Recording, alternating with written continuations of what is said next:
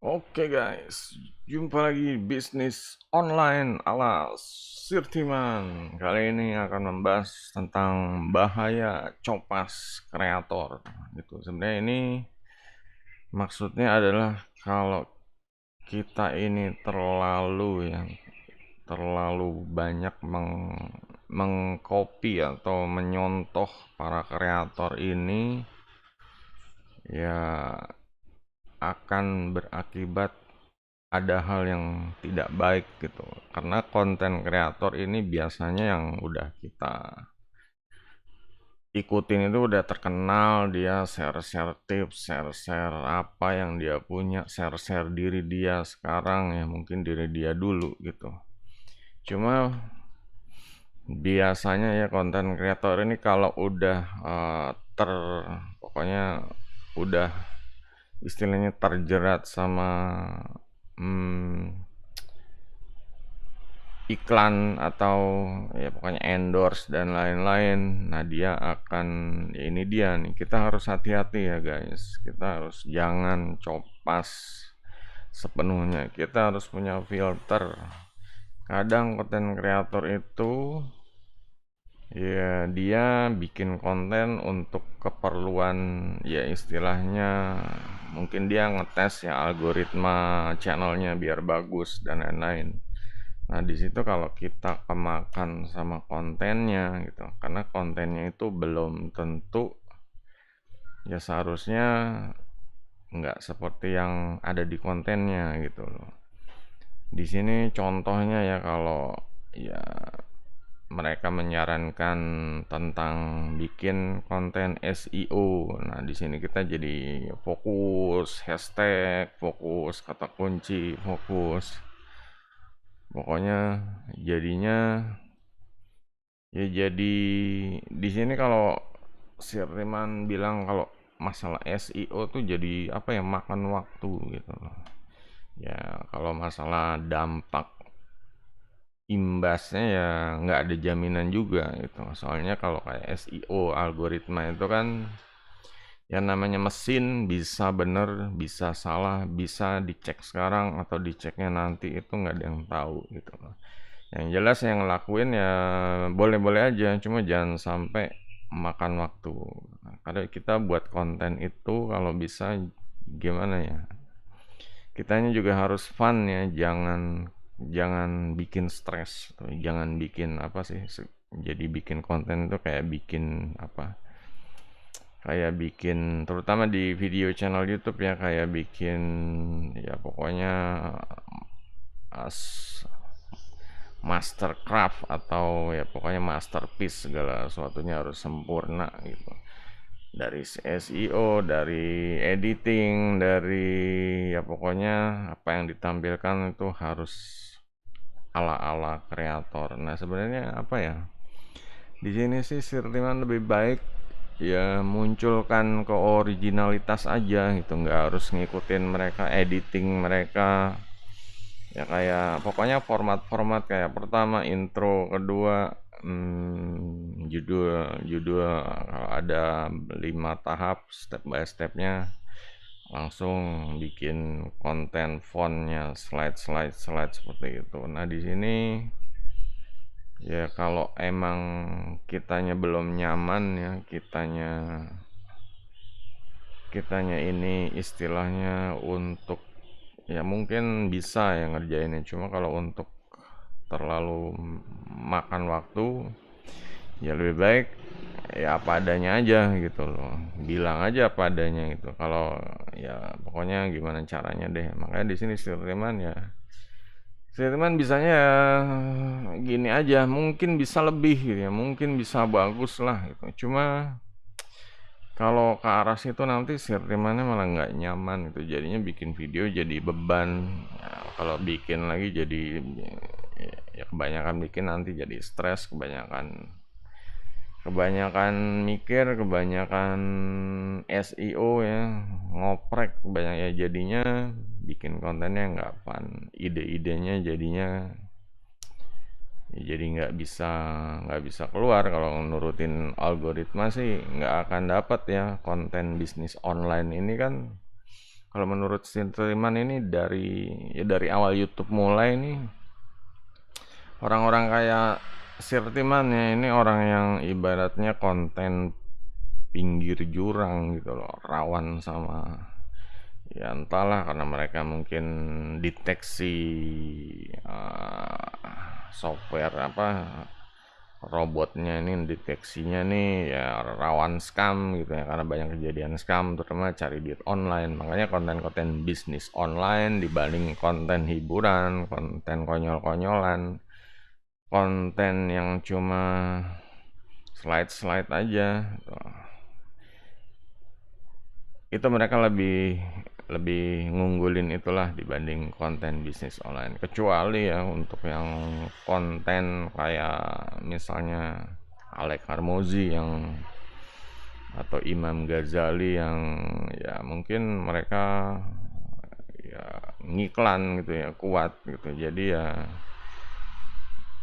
dan bisnisnya juga mengarah ke istilahnya bisnis besar gitu ya, bisnis yang boleh dibilang agak corporate gitu. Nah itu mengarah ke model kayak franchise seperti itu ya, yang bukan franchise tapi yang model ala-ala bisnis seperti itu, yaitu yang disukai Google karena mereka akan boros bayar iklan gitu.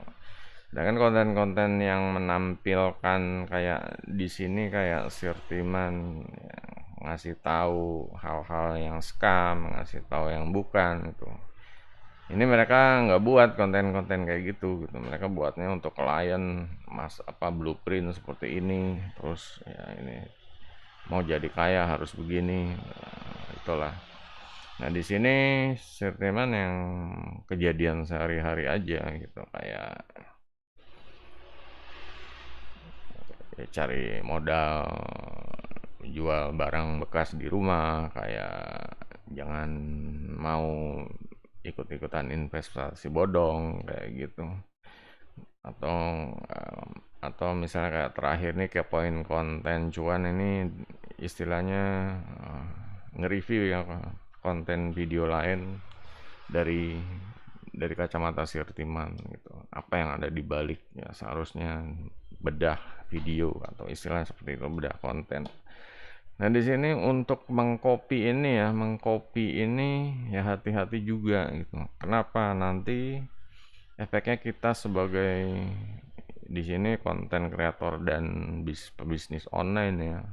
Sebenarnya Sirtiman lebih mengarah ke bisnis online ya. Kalau konten kreator ya cuma buat konten dapat gaji, ya mungkin dapat duit dari endorse. Cuma kalau bisnis online lebih lebih peluangnya lebih besar ya kemana-mana ya, entah itu jaringan juga, entah itu produk-produknya juga itu, produk digitalnya. Nah itu Sirtiman mengarah ke situ. Dan nah kalau mengcopy ini hati-hati, termasuk mengcopy Sirtiman ya, jadinya malah akan kehilangan jati diri, keunikan pribadinya gitu ya. Mungkin Sirtiman bikin konten yang begini gitu, cari duit online ya 5 langkah atau apa ya, ya seperti itu ya, kayak ya pertama jenis-jenis pilihan bisnis online, kedua terus kalau bisnis online yang rekomendasi untuk pemula pilihnya yang ini gitu, ini seperti itu. Kalau orang terlalu mengcopy, soalnya kejadian ya kayak Financial Law ini, dia ya mungkin saat dia menjadi konten kreator mulai menjual produk digital ini, dia ya istilahnya ya mulai dari istilahnya konten kreator tiba-tiba jadi pebisnis online. Nah ini ada perbedaannya gitu loh, entah dia harus kerja bareng karyawannya atau freelance atau virtual assistant juga. Saat ya biasanya saat dia udah mulai populer dia akan diajak ya, atau diajak interview ya, sama banyak orang tadi untuk di channelnya dia, untuk ya, pokoknya collab istilahnya. Dan mulai ada komunitas yang istilahnya mengundang dia ya masuk ke dalam jaringan, atau dianya sendiri juga pengen menjadi jaringan orang-orang yang terpopuler di bidangnya deh. Ya, dalam ini bidang YouTube ya, konten kreator. Nah, di sini dia mulai drop ya, mulai drop ini ternyata dia ini beda sama yang lain tuh. Kalau yang lain itu ya entah itu udah duitnya udah gede atau bisnisnya udah besar atau karyawannya banyak, sedangkan dia ya tadinya dia merasa sukses gitu, udah sukses lah dari awal berjuang tiba-tiba jadi pebisnis online seperti itu. Tiba-tiba ketemu komunitas yang levelnya itu udah ikan-ikan paus istilahnya. Dia jadi drop. Jadi drop ini dia ya ngikutin mereka gitu, ngikutin ya pokoknya ya entah itu dari ngedit video, dari sistem bisnisnya, dari semuanya itu. Jadi dia untuk ngikutinnya aja tuh udah berat gitu, belum lagi ditambah kalau misalnya dia nawarin bisnis dan orang dapat klien. Nah, karena levelnya itu di atas gitu, dia ya mungkin belum saatnya itu, belum bisa menerima gitu, belum bisa ya dia ngatur jadwalnya atau manajemennya belum mampu. Sedangkan kalau nggak ngikutin pilihannya, kalau nggak ngikutin arus seperti itu ya dia akan susah gitu loh, akan susah ngejarnya. Sementara di komunitas dia udah diterima. Nah, inilah yang menjadi apa ya, akhirnya dia dropnya apa ya, ya di sini dia nggak quit atau berhenti ya, tapi emang di pause, diberhentiin dulu bisnisnya karena dia harus relaxing. Kalau gini harus relaxing karena tekanan mentalnya berat, tekanan pengeluaran bisnisnya juga berat. Sementara ya, untuk klien mungkin ada aja masuk, cuma ya duit tidak membeli kebahagiaan, duit tidak bisa menjamin kenyamanan atau ya pokoknya ketenangan berpikir gitu loh. Nah, di sini dia ya drop. Ya kalian juga gitu ya, bisnis online ngejar duit, ngejar target sukses sampai lupa jati diri gitu. Kalau kitanya itu dulunya seperti apa. Dan sekarang udah kebanyakan SEO mulai jadi seperti kayak robot, kebanyakan ngelihat konten-konten kreator yang istilahnya karyawannya banyak, editornya sendiri, ini sendiri. Kalian mulai membandingkan video editannya dan lain-lain, ya jangan disamakan gitu loh. Kalau kayak konten kreator besar dia punya editor sendiri kayak Deddy Kobusier atau ya, pokoknya kontenannya mungkin bukan yang podcast ya, yang biasa aja ya, cuma editannya ya bagus, ya rapi. Ya itu karena mereka udah punya tim gitu. Sedangkan kalau kita masih sendiri solopreneur, ya ini ya jangan dimakan semua gitu. Kalau untuk ngedit video, SEO, untuk bikin thumbnail, untuk ya pokoknya ini kita ngerjain yang yang kita menurutnya kayak Sirtiman yang gampang aja lah, kayak inilah Sirtiman nggak mau mikirin thumbnail apa gitu. Mungkin kalau thumbnailnya beda-beda mungkin bagus ya konversinya, mungkin followernya bisa apa, viewnya bisa ribuan, cuma ya waktunya Sirtiman makan waktu gitu loh. Ini nggak ngeliatin ke view deh, nggak mikirin view. Yang penting di sini Sirtiman sebenarnya membiasakan untuk buat konten, yang melatih kerajinan dulu gitu loh. Kalau untuk yang masalah view, karena di sini Sirtiman sebenarnya bukan konten kreator tapi pebisnis online. Jadi kalau nggak mikirin view, nggak mikirin gaji dari bos YouTube ya. Jadi Sirtiman ya istilahnya share ya apa ilmu yang udah didapat ya dari mulai bisnis online tahun 2008 mungkin 2009 sampai sekarang, ini di share gitu. Intinya Sirman mau nge-share dulu nih di channel ini gitu, nggak mikirin subscriber, nggak mikirin view, yang penting ini video banyak. Ya emang ya kontennya ya kayak tadi pinggir jurang untuk istilahnya algoritma sendiri juga ini bakal banyak apa ya, hal-hal yang istilahnya kayak di ban dan lain gitu. Terus untuk orang biasa juga mungkin nggak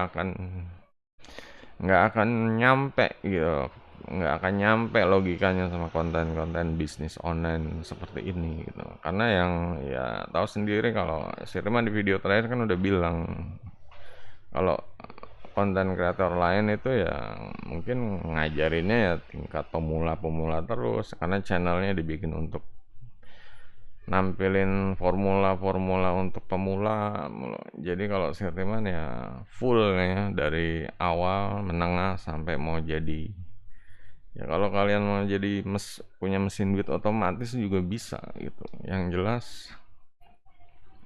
ya di sini intinya kalian harus menemukan formula sendiri, bisnis sendiri. Kalaupun Sirtiman udah buat formula, ya kalian harus tetap marketing sama salesnya bikin ya kreativitas sendiri gitu loh. Karena emang membuat formula aja nggak gampang gitu. Kalau udah jadi seharusnya bagus lah, tinggal prakteknya gitu. Makanya itu tinggal prakteknya. Makanya bisnis itu kalau kebanyakan teori ini nggak guna gitu. Kalau prakteknya nyeruduk juga nggak guna. Makanya bisnisnya teori, praktek, cuma tetap harus pakai rencana yang ya istilahnya rencana yang terukur lah gitu loh. Misalnya bikin konten, ya jadwalin, ngejar target sekian, ya dikasih tenggat atau dikasih ya pokoknya dikasih waktu dalam 1 tahun pengen target segini seperti itu. Sirtiman selalu ke situ gitu. Sirtiman punya buku diary ya, buku ya istilahnya planner ya, dari dulu ada plannernya gitu. Jadi untuk kembali mengingat kalau ada proyek-proyek yang kayak gini nih udah jebol-jebol juga masih di ini, kalau ada proyek-proyek atau konten-konten yang kira-kira mau diangkat lagi, ini bisa jadi sumber gitu. Ini nggak bisa ditemuin di mana, di ChatGPT atau di pokoknya situs-situs AI. Ini benar-benar pengalaman pribadi, makanya ini yang susah gitu. Kayak konten-konten kayak gini ya di ChatGPT juga ya mungkin dia dapat banyak. Kalau misalnya Sirtiman lagi pakai dia ChatGPT, ya mungkin ChatGPT dapat dapat ide banyak gitu dari apa yang Sirtiman udah share. Misalnya Sirtiman pengen bikin produk ini berdasarkan pengalamannya ini, baru dia ngeramu pun Sirtiman tambahin tetep ya suntikan pribadi gitu ya, sama kayak produk PLR itu tambahin suntikan pribadi gitu biar produknya ini ya ala kita gitu, bukan ala ala standar gitu ya, bukan ala ala umum general gitu.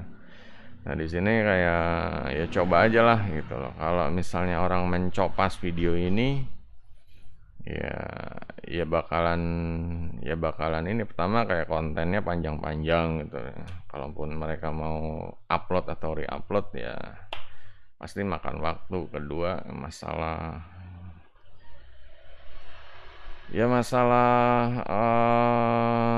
ini dibilangnya apa ya, masalah authority ya. Kalau udah Sirtiman itu mau ganti kata Sirtiman pakai siapa gitu, belum tentu gantinya. Kalau orang lain itu ya misalnya kayak siapa, diganti Sirtimannya diganti Sunario, videonya diedit gitu, ya jadinya Sunario itu siapa gitu. Kalau Sirtiman jelas di search di Google Sirtiman gitu, udah dilihat deh situsnya apa aja, mulai bisnis kapan, udah rekam jejaknya udah ada gitu. Sedangkan kalau diganti yang lain, nah itulah kalau misalnya bisnis mengcopy itu, mencopas, apalagi copas yang benar-benar nyolong istilahnya ya. Nah ini hati-hati gitu. Hati-hatinya apa? Jadinya user yang copas ini nggak punya bisnis, dia cuma dapat duit dari hasil maling itu, istilahnya seperti itu.